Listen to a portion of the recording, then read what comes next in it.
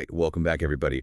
Ready for part 2 of our February 6th, 2025 deep dive into current affairs. This one's tailored especially for all you dedicated UPSC aspirants out there. We got a ton to get through today, from tribal celebrations in India to a new global ocean initiative, so let's jump right in. Sounds good. Let's do it.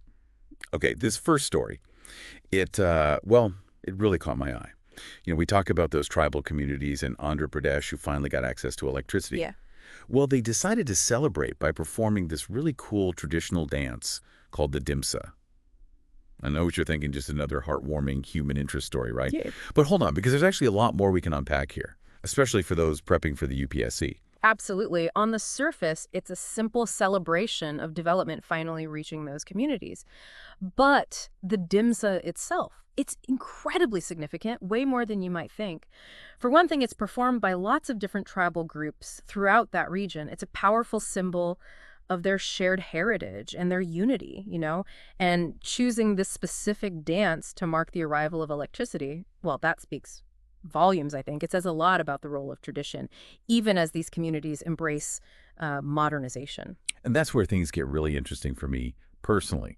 The Dhimsa dance, it's not just a fun spectacle, it's a living record. A living record of their history, their beliefs, their entire way of life. Right. The themes they portray through this dance, they range from mythology and folklore all the way to their everyday activities and relationships. It's incredible, really. It's like this dance is giving us valuable insights into tribal culture, their social structures, even their understanding of the natural world around them. Oh, yeah. And let's not forget about the music. Traditional instruments play a huge role in the Dhimsa. Instruments like the dapu and the tudumu. Each one has its own unique sound and history. Sadly, some of those instruments are becoming less and less common nowadays, which raises an interesting question. How will modernization impact things like the transmission of these cultural practices? Will these traditions adapt and evolve, or could they be at risk of fading away? Wow. That's a really thought-provoking question, especially in the context of all this development and globalization that's going on. It makes you realize progress isn't always a simple, straightforward thing. Exactly. And for our UPSC listeners out there, being able to analyze those complexities, understanding all those different perspectives, and coming up with well-rounded opinions, that's absolutely crucial for the exam. It really is. So next time you run across a news story that seems simple, remember to dig a little deeper, Think about all the underlying social, cultural, even ethical implications. There's always more to the story than meets the eye. Okay, speaking of cultural preservation, let's shift gears a bit and talk about the Guru-Shishya Parampara scheme.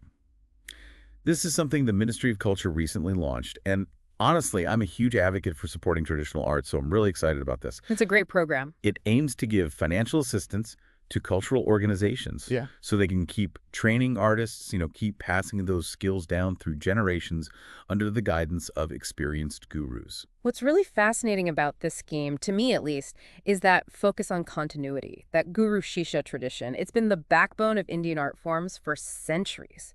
That's how they ensure the knowledge, the skills, the values, it all gets passed down from one generation to the next. By supporting this tradition, the government is really saying, hey, we acknowledge the importance of preserving India's rich artistic heritage. It's fantastic. Yeah. And it's not just limited to one specific type of art form, is it? Nope, not at all. It's open to a huge range of different forms. Music, dance, theater, folk arts, you name it, they're supporting it. That kind of inclusivity. Well, it's really going to help nurture the entire diverse tapestry of Indian art and culture and ensure it gets passed on to the next generation. Okay, so we've talked about cultural preservation on land. Now let's dive into the ocean.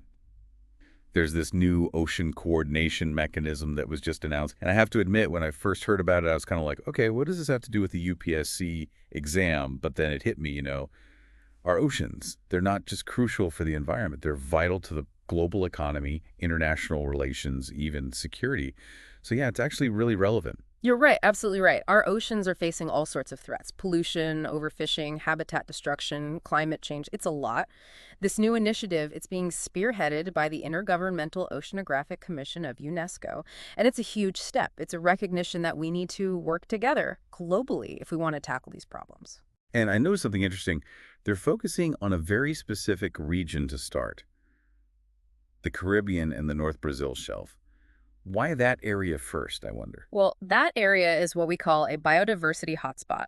It's home to tons of coral reefs, some really unique marine species, and some incredibly important fisheries. But it's also extremely vulnerable to the effects of climate change and pollution.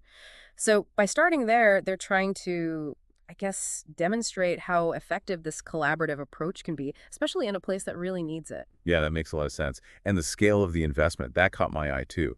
They've managed to secure a ton of funding from the Global Environment Facility and other partners. It's a clear sign they're serious about taking real action. But here's a question. How will they get all those countries and stakeholders to work together? Will they have any kind of enforcement mechanisms or... Yeah. Wow. That is a great question. It brings up a lot of important things to consider about international agreements and how effective they actually are in the real world. And for all those UPSC folks listening, understanding those nuances of global governance, the challenges involved in implementing these agreements, knowing all the different actors involved, those are key concepts, really important stuff. Okay, so we've talked about culture and dove deep into the ocean. Now let's come back to India for a story that's close to my heart, food. I'm talking about the news of a dedicated Makhana board being set up in Bihar. Makhana, also known as Foxnet, is a nutritional powerhouse. I mean, this stuff is packed with good things. Yeah. And I'm thrilled to see it finally getting the recognition it deserves. It is pretty amazing when you think about it. This food is so deeply rooted in local tradition, and now it's starting to gain traction all over India, even globally. It's exciting to see. Bihar, they totally dominate global makhana production, especially the Mithilanchal region. And this board shows how committed they are to supporting the makhana farmers, to doing more research and development, and to really, putting the superfood on the map. Right, and we can't forget about the economic impact this could have. This could be huge for Bihar, boosting livelihoods in rural areas and contributing to the state's economic growth. It kind of reminds us that sometimes the best solutions are right there in front of us. We just need to harness the potential of what we already have. Oh, yeah, absolutely. And for those preparing for the UPSC, understanding how things like agriculture, economics, and social development are all connected, well, that's super important. It's all connected, and policies and initiatives are often trying to address, multiple challenges at the same time. Okay, real quick before we move on, I wanted to touch on this new presumptive taxation regime for the electronics sector. I know finance stuff can sound a bit dry sometimes, but trust me, this one is actually pretty significant. Basically, it's all about simplifying things, making it easier for companies that aren't based in India to comply with tax rules when they're operating in India's electronics manufacturing sector. Gotcha. The goal here is to get more foreign investment flowing in and help India achieve its goals of becoming a major player in electronics manufacturing. Right, exactly. Because India is really trying to become a global hub for electronics production. Initiatives like this, they're crucial steps in making that happen. So it's all about creating a friendlier business environment. Less bureaucracy, more investment. That's what fuels economic growth, right? But here's a question for you, something I was thinking about. Are there any potential downsides to this approach? Could it lead to any unintended consequences or maybe even loopholes that some companies might try to exploit? Just wondering. That is a great point. And you're right, pretty much every policy has potential downsides, things can backfire. So yeah, analyzing those potential unintended consequences, figuring out the pros and cons, and understanding how it all fits in the bigger picture, the broader economic and social landscape, that's all crucial. And that, everyone, is what makes preparing for the UPSC exam so fascinating. It's about connecting the dots, analyzing different points of view, and forming solid opinions. It's about understanding the world around us. But we're just getting started. We've got a lot more to explore, so stick with us. We'll be right back for part 2 of our deep dive into current affairs, and we'll be going even deeper into all these captivating topics. Welcome back, everyone, to part 2 of our February 6th, 2025 deep dive into current affairs, all curated for you, our amazing UPSC aspirants. Picking up right where we left off, exploring those key events and why they matter for your exam. I'm still thinking about that presumptive taxation regime for electronics. We were talking about how it's supposed to attract foreign investment, right?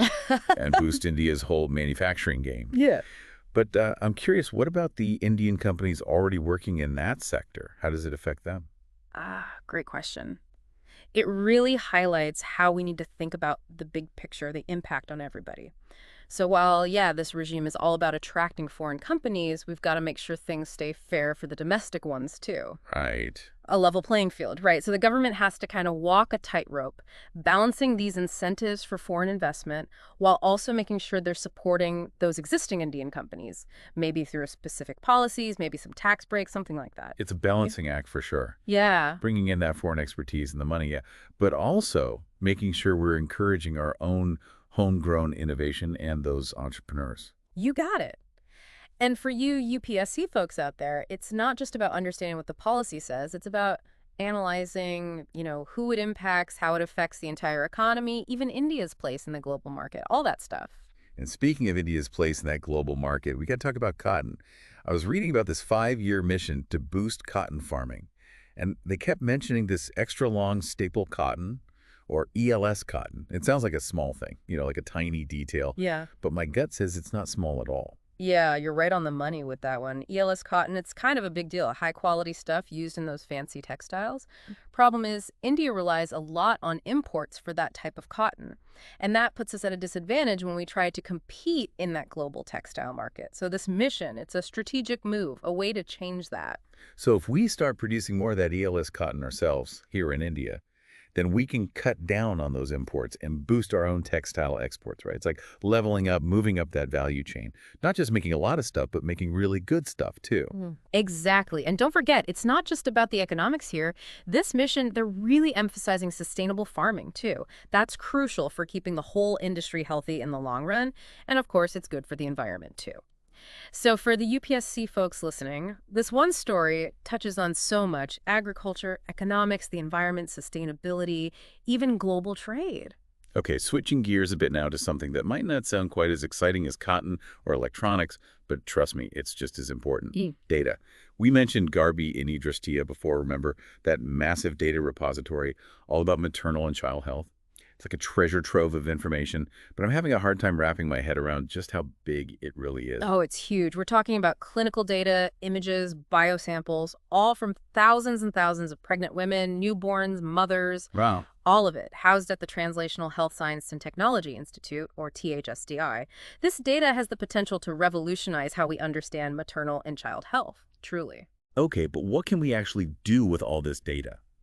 How does it help mothers and children in a real, tangible way? Well, imagine if doctors could identify high-risk pregnancies much earlier, or if they could create custom treatment plans based on your genes.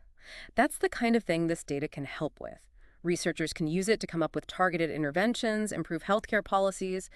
It really could be life-saving. It's not just about collecting it then, it's about actually using it to make things better. I can definitely see how this could transform public health in India. And for anyone who wants to work in the civil service, understanding how to use data like this to solve real problems, well, that's a must-have skill. 100%. This is a great example of how important data-driven decision-making is becoming, not just in healthcare, but everywhere. Thinking back to that story about the Dhimsa dance and the electricity arriving in that village. Yeah. It brought up a thought. We talk about all this progress, but what about the downsides of modernization? Is there a chance it could actually erode traditional culture and those values? Really good question, and it's one that comes up a lot in the UPSC exam.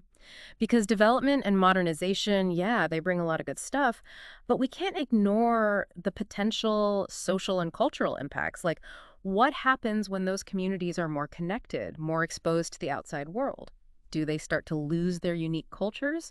Will those traditional ways of knowing and doing things be valued, or will they be forgotten? It's like this constant tension, isn't it, between moving forward and holding on to what makes us unique. It is. And for anyone who wants to be a leader, an administrator, understanding those complexities, figuring out how to navigate those sensitive issues, that's going to be so important. Okay, let's shift focus again, back to the ocean. Specifically that ocean coordination mechanism. I'm still kind of hung up on that blue carbon thing they mentioned. It's like we have this secret weapon and we didn't even know it. Huh, I like that. And yeah, it's pretty amazing.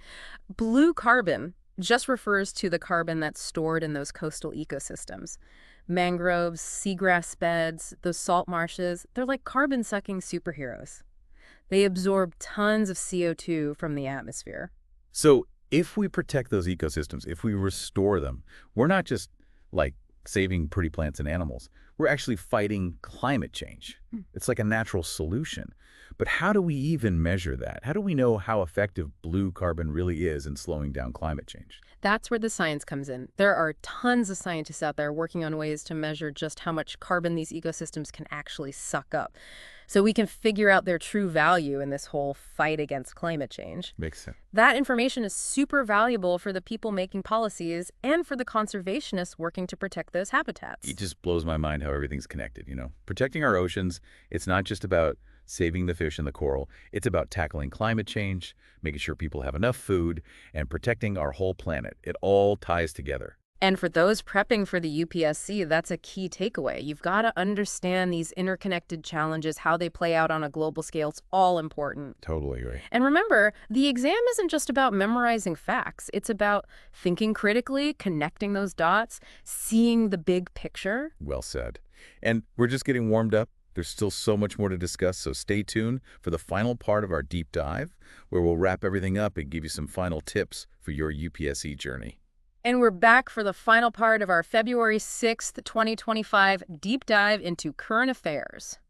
All this crafted just for you, dedicated UPSC aspirants. We've covered a lot, everything from those super detailed tax policies to the potential of that blue carbon. So let's tie it all together and see what we can learn, especially for those prepping for the exam. I know. I'm still fascinated by that whole blue carbon thing. It's amazing how nature has solutions for these big challenges if we just know where to look. Yeah.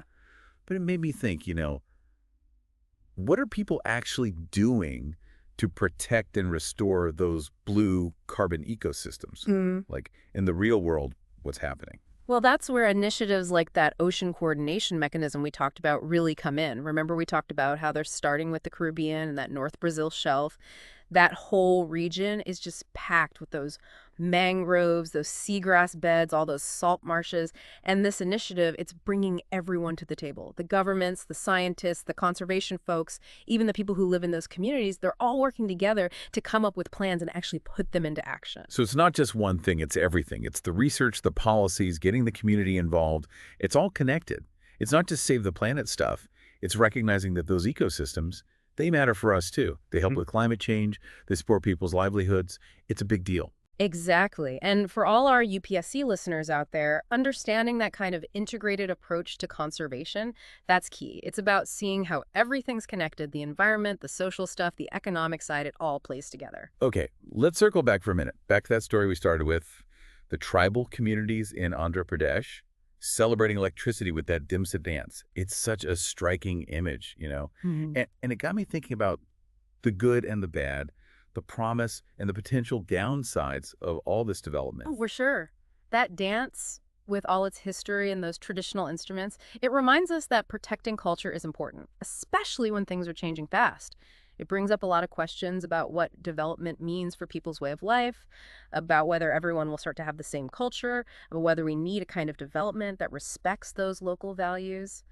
It's complicated. It is. It's like progress shouldn't erase who we are, you know? It should help communities become stronger, not make them all blend together and lose what's special. That's a great way to put it. And for those future policymakers and administrators, grasping those complexities, understanding how to handle those sensitive issues, that's going to be super important. All right, one last thing before we wrap things up.